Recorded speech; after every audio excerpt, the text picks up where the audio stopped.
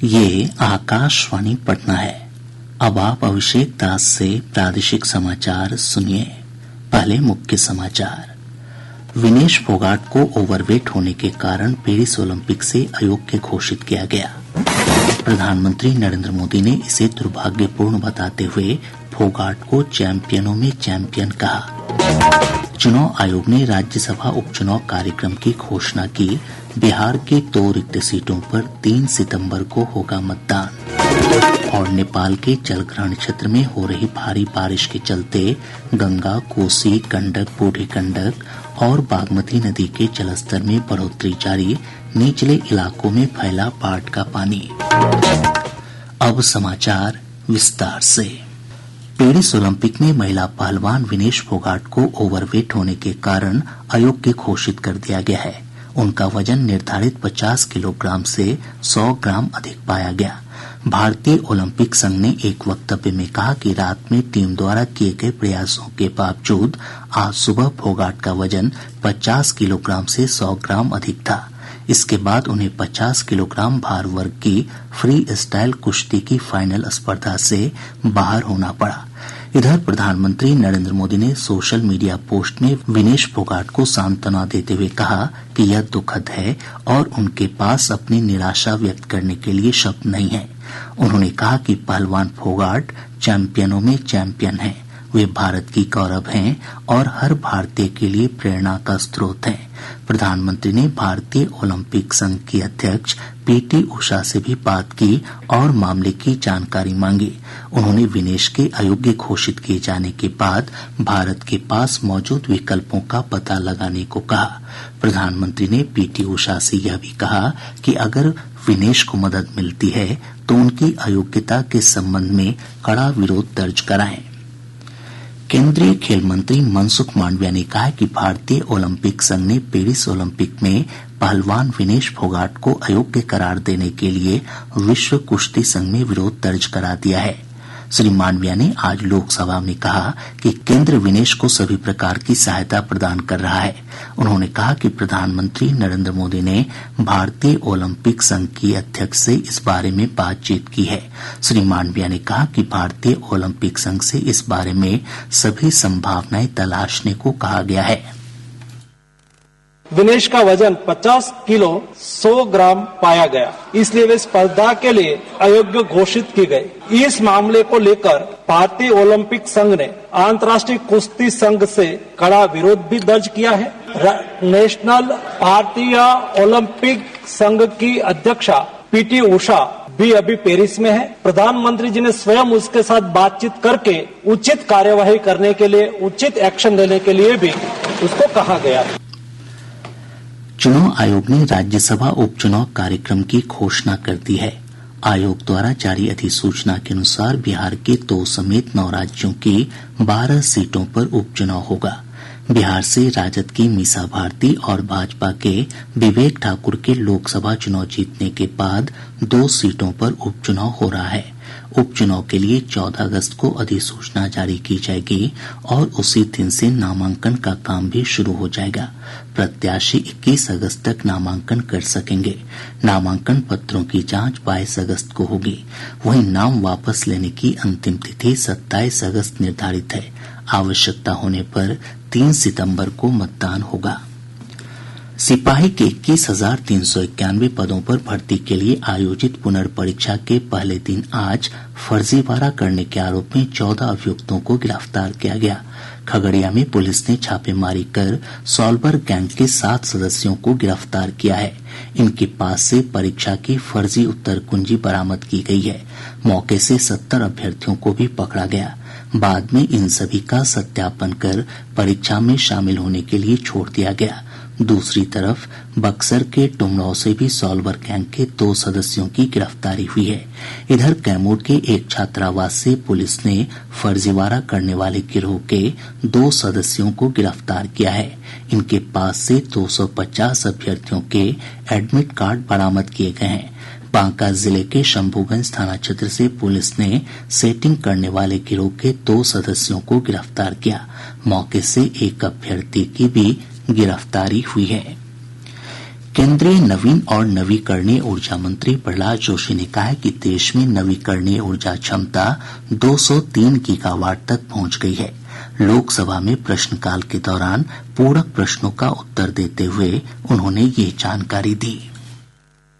2014 से मोदी जी के नेतृत्व के बाद टोटल रिन्यूएबल एनर्जी में 165% वृद्धि हुआ है। From 76.38 gigawatt in 2014 today it is 203.1 gigawatt हुआ है। हमने अभी जैसे मैंने बताया सोलर में हम 10 साल में 2014 में ओनली 2.82 गीगावाट सोलर एनर्जी था। आज के दिन में 85.47 सोलर एनर्जी कैपेसिटी है। केंद्र सरकार ने कहा है कि प्रधानमंत्री कौशल विकास योजना के अंतर्गत अब तक 1 करोड़ 48 लाख उम्मीदवारों को प्रशिक्षित किया जा चुका है। राज्यसभा में प्रश्नकाल के दौरान पूरक प्रश्नों का उत्तर देते हुए कौशल विकास और उद्यमिता राज्य मंत्री जयंत चौधरी ने ये जानकारी दी। उन्होंने कहा कि योजना के चौथे चरण के अंतर्गत इलेक्ट्रॉनिक्स और हार्डवेयर, परिधान, कृषि और लॉजिस्टिक युवाओं के सबसे पसंदीदा क्षेत्र हैं। प्रादेशिक समाचार आप आकाशवाणी पटना से सुन रहे हैं। ताज़ा समाचारों के लिए आप हमारे x handle AIR News_ Patna पर जा सकते हैं। मॉनसून की सक्रियता से प्रदेश में बारिश का सिलसिला जारी है। मौसम विभाग से प्राप्त जानकारी के अनुसार पिछले 24 घंटों के दौरान मधेपुरा के ग्वालपाड़ा में सबसे अधिक 163.2 मिलीमीटर बारिश दर्ज की गई। वहीं औरंगाबाद के कुटुंबा में 151.4 मिलीमीटर बारिश हुई है।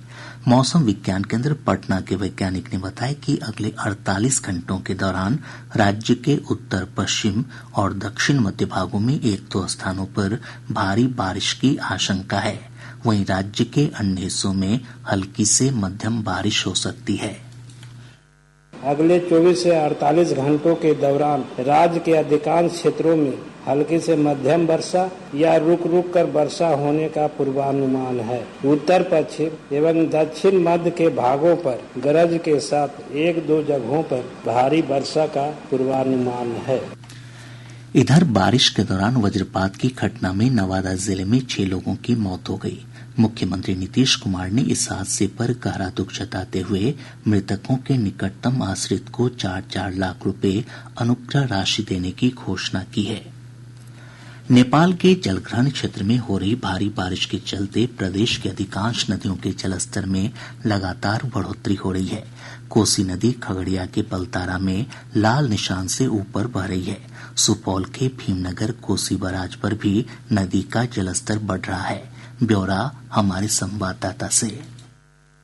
नेपाल में हो रही बारिश के कारण एक बार फिर से कोसी नदी का जलस्तर बढ़ने लगा है। बराज से आज शाम 5 बजे तक 2,19,085 क्यूसेक पानी बढ़ते क्रम में छोड़ा गया है। वहीं नेपाल के जल अधिग्रहण क्षेत्र बराह से कोसी नदी में 1,72,500 क्यूसेक पानी छोड़ा गया है। यहाँ जलस्तर घटते क्रम में रिकॉर्ड किया गया है। जलस्तर के दबाव को देखते हुए कोसी बराज के 56 में से 24 फाटक खोले गए हैं। इधर कोसी नदी के जलस्तर में उतार चढ़ाव के कारण पूर्वी और पश्चिमी तटबंध के अंदर रह रहे लोगों को एक बार फिर से बाढ़ और कटाव की चिंता सताने लगी है। आकाशवाणी समाचार के लिए सुपौल से रविशंकर चौधरी। इधर बागमती नदी का जलस्तर सीतामढ़ी के ठेंग ब्रिज, रुन्नीसैदपुर और मुजफ्फरपुर के बेनीबाद में लाल निशान को पार कर गया है। शिवहर से हमारे संवाददाता ने बताया कि बागमती नदी का पानी कई निचले इलाकों में फैल गया है। शिवहर जिले में लाल बकिया और बागमती नदी एक बार फिर उफान पर है। जलस्तर में वृद्धि होने के साथ ही बाढ़ का पानी धीरे धीरे दोनों तटबंध के बीच फैलने लगा है। तटबंध के किनारे होकर बाढ़ के पानी का बहाव होने लगा है। बागमती नदी में उफान आने के साथ ही तटबंध पर पानी का दबाव बढ़ने लगा है। वहीं बेलवा घाट से लेकर डुब्बा घाट तक दोनों बागमती तटबंध के अंदर नदी के किनारे कटाव हो रहा है। पिपराही, रतनपुर, उकनी और मझौरा गांव के सीमा क्षेत्र में नदी का कटाव काफी तेजी से हो रहा है। कटाव से धान की फसल के अलावा केला, बांस, शीशम सहित अन्य पेड़ नष्ट हो रहे हैं। बागमती विभाग द्वारा तटबंध की सुरक्षा के लिए निरोधात्मक कार्य कराया जा रहा है। आकाशवाणी समाचार के लिए शिवहर से हरिकांत सिंह।